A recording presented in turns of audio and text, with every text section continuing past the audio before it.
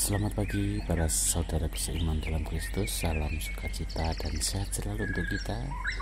Marilah kita siapkan hati dan pikiran kita untuk mendengarkan firman Tuhan.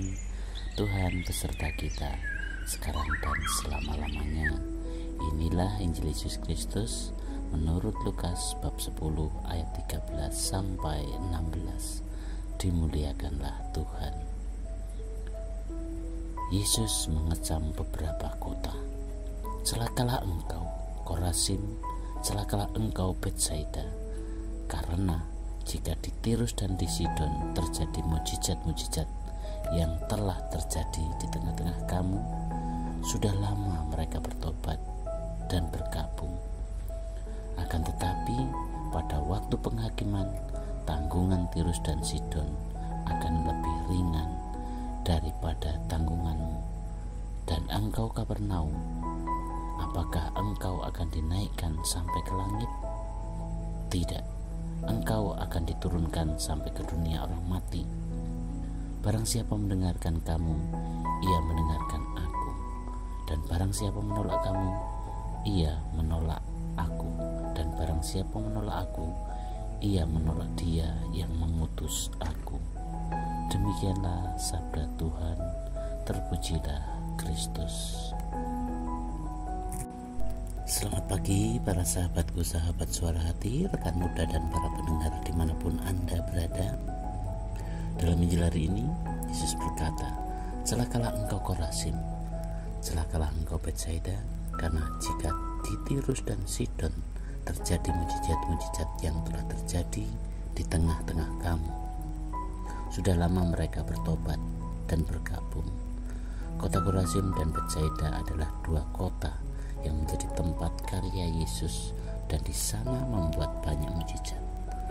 Memang dalam keempat Injil tidak ditemukan kisah tentang kota Korazim, tapi menurut para ahli kitab suci, kalau Yesus menyebut kota itu pasti ia pernah berkarya di sana. Sedangkan kota Betsaida, penginjil Markus dan Lukas secara eksplisit menyebut bahwa Yesus pernah berkarya di sana. Mengapa Yesus mengecam kota-kota itu? Karena orang-orang di dua kota itu tidak dapat melihat kehadiran Yesus sebagai utusan Allah yang mewartakan kerajaan Allah. Mereka melihat mujizat yang dibuat Yesus, tetapi tidak bisa menangkap mana di balik mujizat itu. Mereka tidak mau mendengarkan undangan Yesus untuk bertobat. Yesus membandingkan dua kota tersebut dengan kota Tirus dan Sidon, dua kota kuno yang dihancurkan karena mereka tidak mau mendengarkan seruan pertobatan yang diucapkan oleh Nabi Yoel. Seandainya orang-orang Tirus dan Sidon pada zaman itu melihat apa yang dilakukan Yesus di Korazim dan Betsaida, niscaya mereka akan bertobat.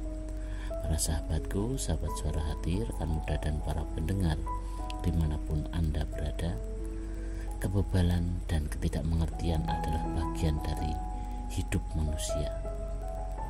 Tipe manusia yang menyebalkan adalah ketika sudah dijelaskan berkali-kali, ia tidak juga mengerti. Ada juga tipe manusia yang memang perlu mendapatkan penjelasan berkali-kali supaya ia dapat mengerti satu perkara.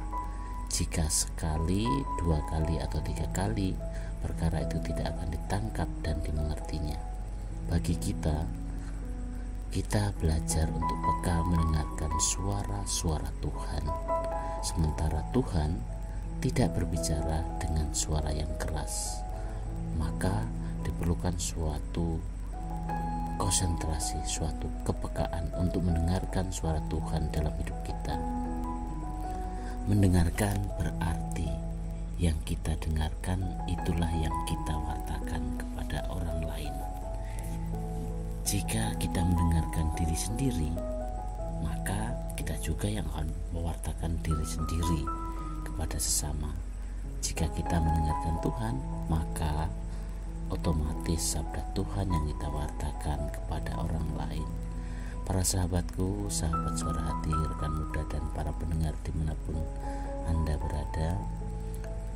Sebenarnya pesan apa yang bisa kita tangkap dari kisah hari ini, di mana melalui utusan Tuhan yang menyerukan pertobatan, Tuhan mengutus orang-orang. Kita mesti memberikan tanggapan secara jelas, menerima sabda itu dan menjalankannya atau menolaknya. Berbahagialah orang yang menerima Yesus dan sabdanya dengan sungguh-sungguh. Menjadi seorang Katolik tidak cukup hanya dibaptis dengan air baptis dan mendapat surat baptis. Kalau kita percaya kepada Kristus, dari hari ke hari kita mesti melakukan pertobatan seperti yang Yesus minta kepada kita. Jadilah sempurna seperti Bapamu di surga sempurna adanya. Dengan demikian kita tidak dapat kecaman seperti orang-orang Korazim, Betsaida, dan Kapernaum, melainkan akan mendapat pujian. Berbahagialah kamu karena kamu telah mendengarkan sabdaku dan menjalankannya. Untuk itu, marilah kita jangan hanya membungkus kerohanian kita dengan kemanusiawian kita. Justru secara manusiawi kitalah yang seharusnya membungkus dengan kerohanian, dengan nilai-nilai yang ilahi, yang luhur, yang suci. Dengan demikian kita mendengarkan suara Tuhan dan kita mewartakan sabda Tuhan pada sesama agar mereka juga mendapatkan kabar sukacita. Demikianlah pertemuan kita hari ini, dan marilah kita akhiri dengan doa dalam nama Bapa dan Putra dan Roh Kudus. Amin.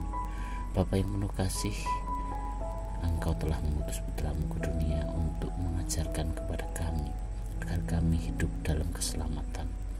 Kami mohon, bukalah mata hati kami agar kami semakin mengenal dan menerima firman-Mu.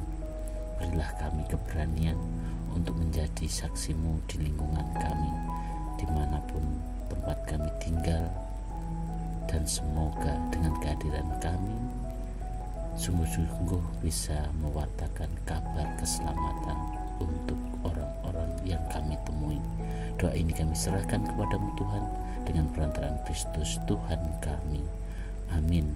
Dalam nama Bapa dan Putra dan Roh Kudus. Amin.